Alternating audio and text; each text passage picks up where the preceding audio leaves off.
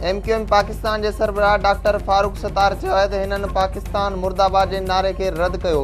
22 अगस्त का लातालुकी कई गुम थियल कारकुननि बाज़ाब न थिया त सम्झो वेंदो त ॻाल्हि -1 खां अॻिते वधी रही आहे। कूड़ा केस ख़त्म कया वञनि।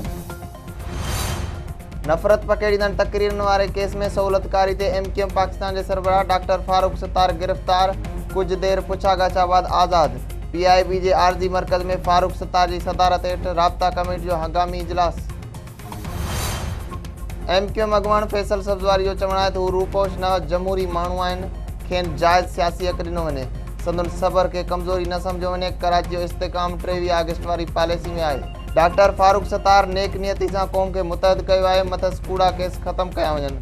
हाणे वॾा फ़ैसिला कया वेंदा। ख्वाजा इज़ारुल हसन। सिंध के 8 ज़िलनि ऐं सेवण तालुके में अॼु खां आदमशुमारी शुरू थी रही है। कराची, हैदराबाद ऐं सेवण में केतिरा ई कुटुंब ॻणिजी न सघिया। आसिफ बाजवा जो चवण आहे त घर शुमारी दौरान शिकायतनि के हवाले लाइ कमु कयो पियो वञे। जेकॾहिं का इमारत रहिजी वई आहे त ॿुधायो वञे, नंबर लगायो वेंदो। फार्म 2 भरजण जो सिलसिलो ईंदड़ 10 ॾींहंनि ताईं जारी रहंदो। पेंसिल से फार्म भरींदड़ अमले खिलाफ कार्रवाई कई वेंदी। सिंध सरकार आदमशुमारी के पहिरें मरहले ते ख़दशा ज़ाहिर करे छॾिया। निसार अहमद खोरे जो चवण आहे त वफ़ाक़ी सरकार आदमशुमारी करण में संजीदा न आहे। अमले के पुराणा नक्शा ऐं फार्म ॾिना विया आहिनि। रुगो 3 ॾींहंनि में घर शुमारी मुकम्मल थियण मुमकिन न आहे।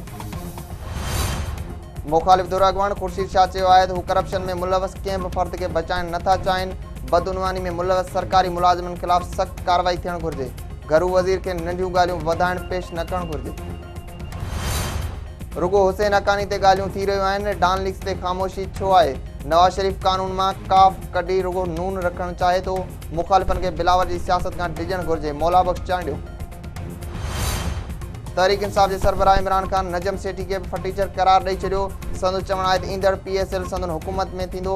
झरलू रांदीगरनि बदिरां क्वालिटी क्रिकेटर खे घुरायो वेंदो। में सकाफ़त कादे पारां थर ऐं थरपारकर मेले जूं तकरीबूं जारी। मुख़्तलिफ़ क़िस्म जा सकाफ़ती स्टॉल क़ाइमु। उठनि जी दौड़ बि कराई वई। मुशाइरो ऐं सुगड़ कचहरी। सरदार शाह जो चवण आहे त अप्रैल महीने में थर कॉन्फ्रेंस कोठाई वेंदी।